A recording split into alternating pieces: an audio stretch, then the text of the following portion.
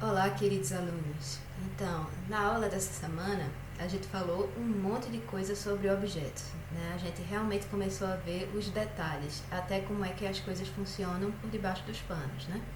A gente falou sobre a criação de construtores, a gente falou sobre a manipulação das referências, a gente falou sobre o aliasing, a gente falou como é que funciona a criação de variáveis, sejam elas de tipos primitivos ou tipos referenciados. A gente falou também do tipo string, que é um objeto especial. E por último, a gente falou sobre as associações das classes. Agora, na aula prática, a gente vai resolver uma questão, certo? Essa questão, ela é o ponto de partida para as próximas questões desse PPT que eu vou fornecer para vocês. Então, se vocês quiserem se aprofundar mais, né, ver se realmente entenderam, peguem a classe que eu fiz dessa questão 1 para continuar e fazer as demais questões. E também, se vocês quiserem, vocês podem implementar a própria classe de vocês, ok?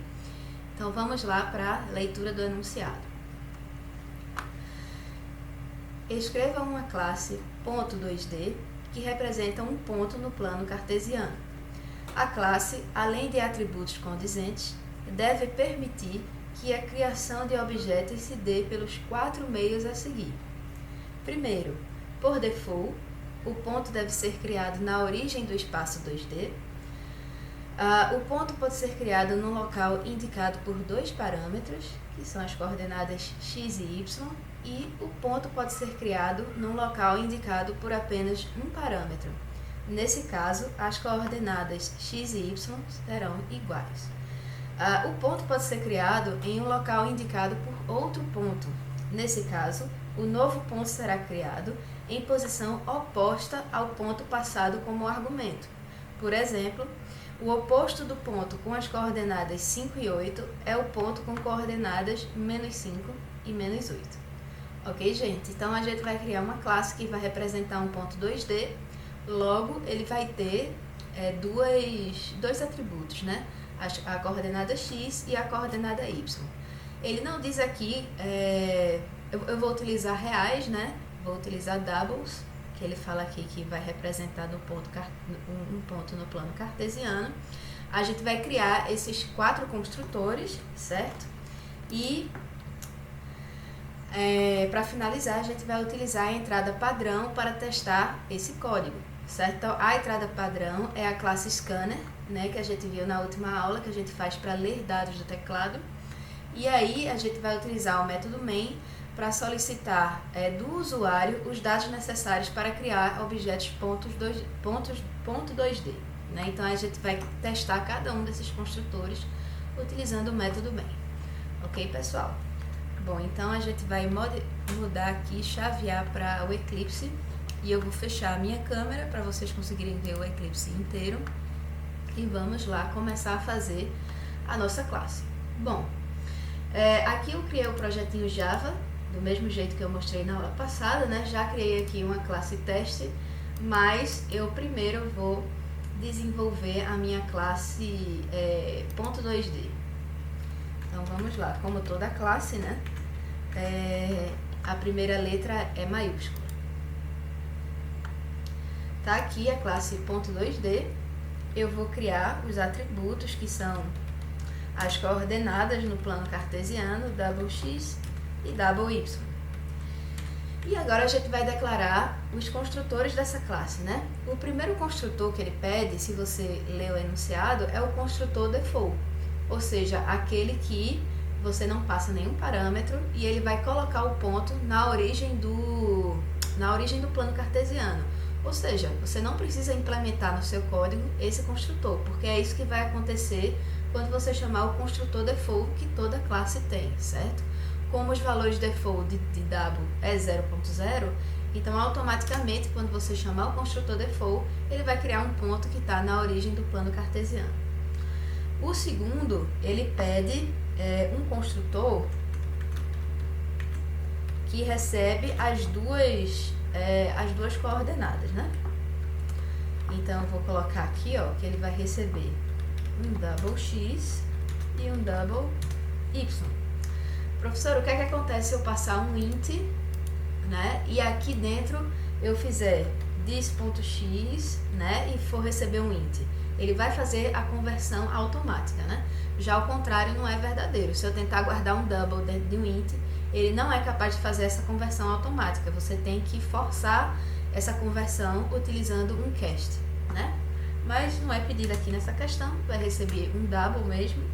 Olha só, recebi o x e agora eu vou receber o y. Só isso. Aí, esse já é o segundo construtor que ele pede. O terceiro construtor que ele pede é... Deixa eu dar uma afilada aqui no enunciado, que eu já esqueci. O ponto pode ser criado no local indicado por apenas um parâmetro. Nesse caso, as coordenadas x e y serão iguais. Beleza. Então, esse construtor aqui, né, ponto 2D, ele vai receber um double z. E nesse caso, como as coordenadas serão iguais, ambas receberão o valor z. Y recebe z e só. E o quarto e último construtor, ponto 2D, ele vai receber um outro ponto, chamado de ponto P, certo? 2D, né? Ele vai receber um outro ponto 2D e vai fazer com que as coordenadas desse ponto sejam as opostas ao do ponto P, que é recebido como parâmetro. Nesse caso, a gente vai fazer com que this.x receba P multiplicado por menos 1. Ok, pessoal? Ou então a gente poderia fazer aqui direto menos P. Faltou esse detalhe aqui, né? P.x, agora sim. Vamos fazer a mesma coisa com o y, né? This.y vai receber P.y multiplicado por menos 1. Pronto, pessoal. Essa é a classe .2D, né? O enunciado não pede mais nada, mas eu vou fazer o seguinte, eu vou criar um método toString que vai facilitar as coisas pra gente, tá? Vocês lembram lá do método toString que a gente fez na aula passada, né? Deixa eu tirar isso aqui, esse código gerado. Eu vou colocar aqui uma string resultado. Resultado vai receber x igual a mais this.x mais ponto e vírgula, espaço y igual a mais this.y. Opa, this.y. Pronto. E por último, eu tenho que dar o retorno dessa string resultado. Pronto, gente. Aí, o que é que esse método aqui vai fazer? Ignorem por enquanto, né, esse override aqui, esse public. A gente vai aprender o que é cada uma dessas palavrinhas, né, ao longo da disciplina. Mas o que é que este método aqui vai fazer?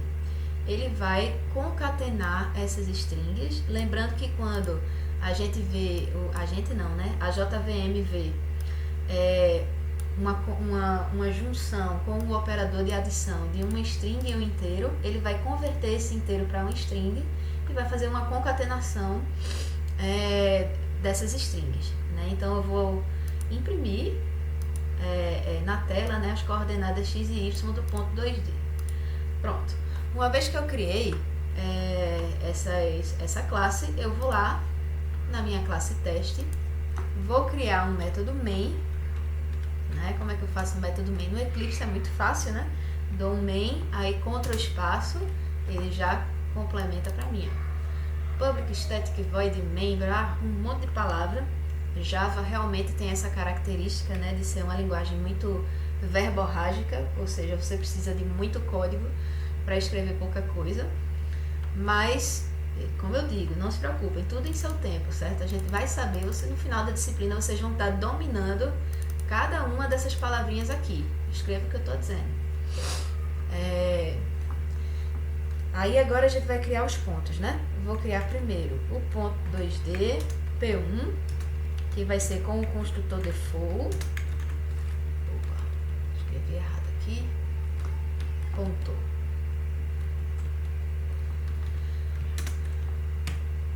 Ponto 2D sem receber nada. Ele vai dar problema, né?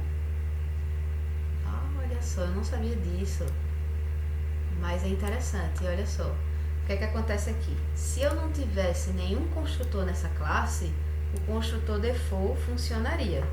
Deixa eu dar um Ctrl Shift barra. Pronto, funcionou. Para comentar um bloco de código, né? Ctrl Shift barra. Ele comenta tudo. Aí, ó, funciona. Porque já que não tem nenhum construtor definido, ele chama o construtor default, né? Agora, no que eu começo, será que se eu der Ctrl Shift? Não. Como é que eu faço para descomentar? Eu não lembro. Não me lembro como é o... Também não. Eu acho que eu vou ter que tirar um por um, hein? Xiii.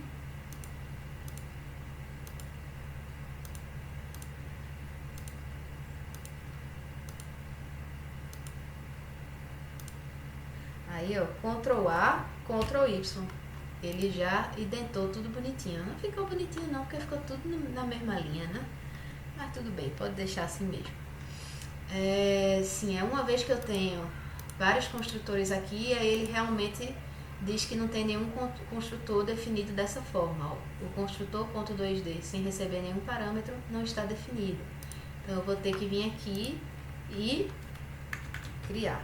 Então, ponto 2D, sem receber nenhum parâmetro. Aí, vai colocar, né, o ponto na origem do plano cartesiano. Ponto Y recebe 0.0.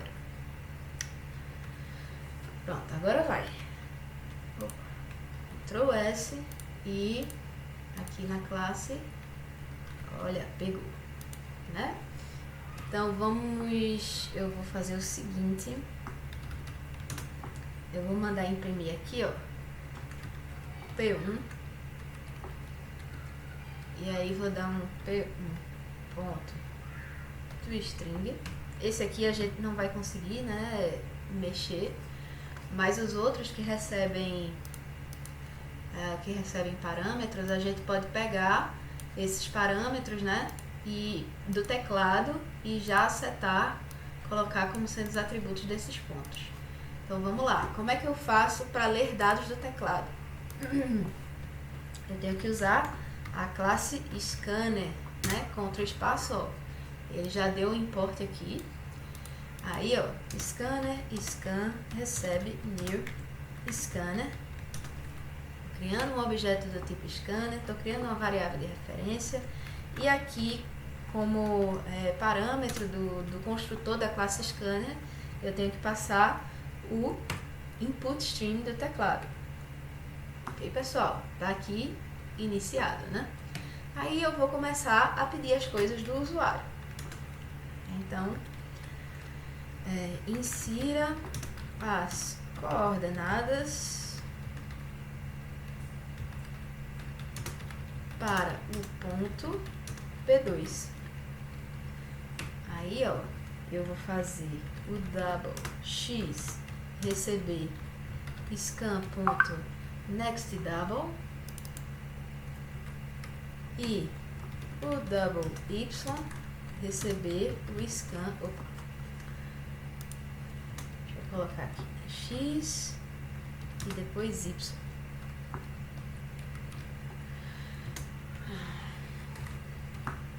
Pegar o nextDouble.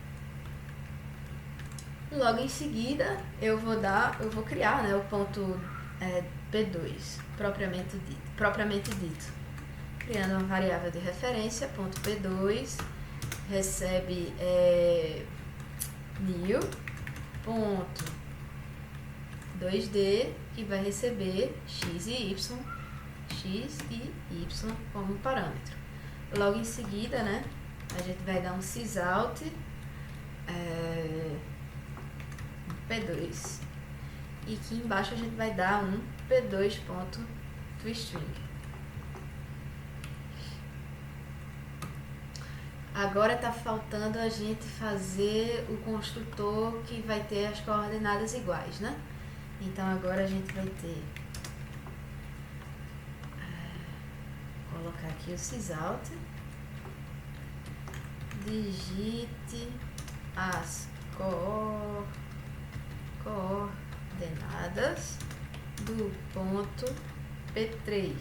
Aí vou colocar aqui, ó, que esse ponto P3 vai ser dessa forma aqui. Pode fazer do jeito que você quiser, certo, gente? Estou fazendo aqui da forma mais simples para a gente focar na aplicação dos conceitos vistos na aula teórica passada. Aí, novamente, né, eu vou fazer x, receber scan ponto next double e vou criar o ponto P3. Ponto 2D, P3, recebe 1000. Ponto 2D, ó, ele vai listar todas as formas que tem da gente criar os pontos. Esse vai ser o que recebe uma única coordenada, que é x, né? E aí, por último, eu vou criar o ponto P4. Por último não, né? Faltou imprimir aqui as coordenadas. Vamos ver, P3. E por último, P3.toString. Pronto. Vai imprimir aqui. E agora, para exemplificar a última forma, né, que tem da gente criar os pontos, que é utilizando outro ponto, eu vou fazer o seguinte.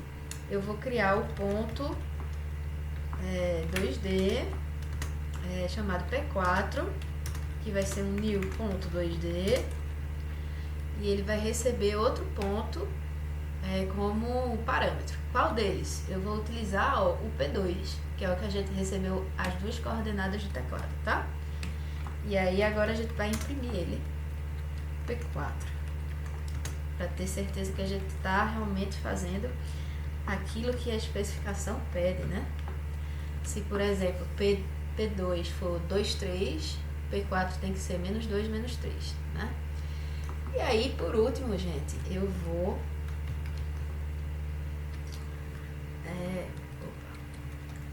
fechar o meu scanner, né? Pronto, vou executar o programinha, vamos ver o resultado. Vem aqui com o botão direito, Run as Java Application, pronto. Insira as coordenadas para o ponto, vou colocar aqui -3 e 5. Agora as coordenadas do ponto 3, que é do tipo XX, vou colocar 8.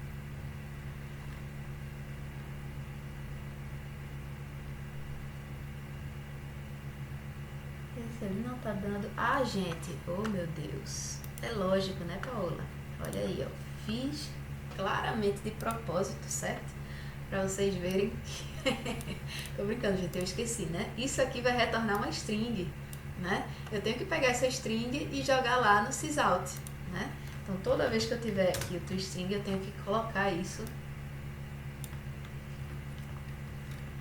Mas é assim mesmo, né? Quem sabe faz ao vivo.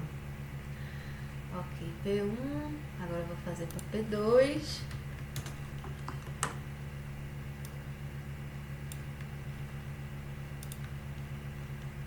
Ok.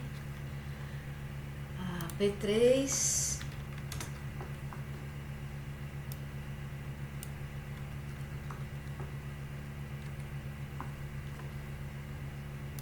E por último, P4.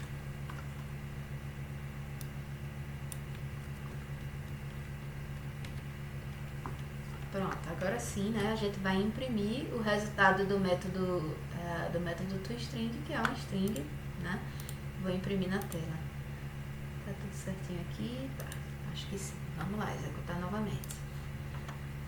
Ó, P1, já imprimiu aqui, né? 0, 0. Tá correto, né? Na origem do plano cartesiano. Eu só vou melhorar um pouquinho esse método toString para ele ficar mais fofinho. Aqui, ó, mais, pronto, que aí ele vai colocar um ponto e vírgula no final aqui também. Pronto, vamos lá.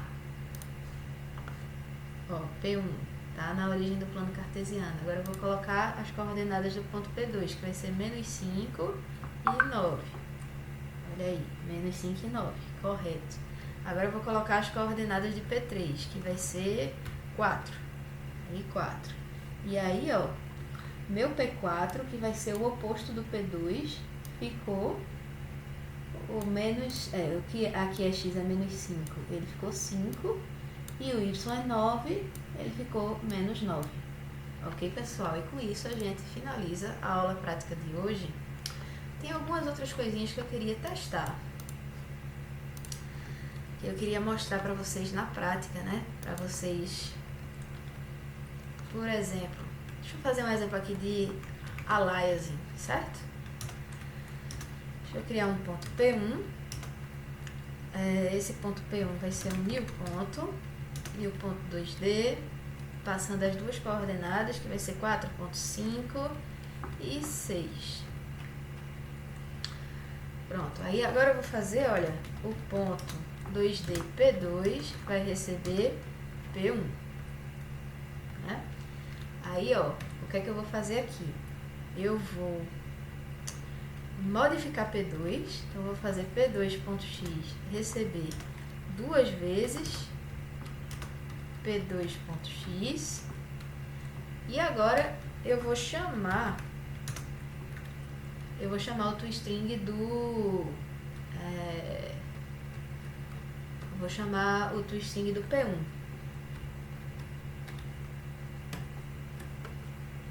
Pronto, aí o que é que está acontecendo aqui, né? Na memória do computador. A gente vai criar um objeto .2D e vai colocar uma referência para P1. No que a gente declara P2 e atribui como valor de P1, vai ser copiada a referência de P1 para P2. E aí a gente vai ter P1 e P2 apontando para o mesmo objeto, certo? E aí eu vou modificar a coordenada x de P2, e aqui quando a gente imprimir P1, a gente vai ter 4.5 vezes 2, que vai dar 9. Ok, pessoal? Vamos lá testar. Olha aqui. Sim. Olha aí. Eu modifiquei P1 através de P2, certo? Isso é o que a gente chama de aliasing. E é isso, pessoal. Testem aí, façam os demais exercícios, e qualquer dúvida, né, a gente vai resolver na nossa sessão Tira Dúvida online nessa quinta-feira. Um abraço e até quinta-feira.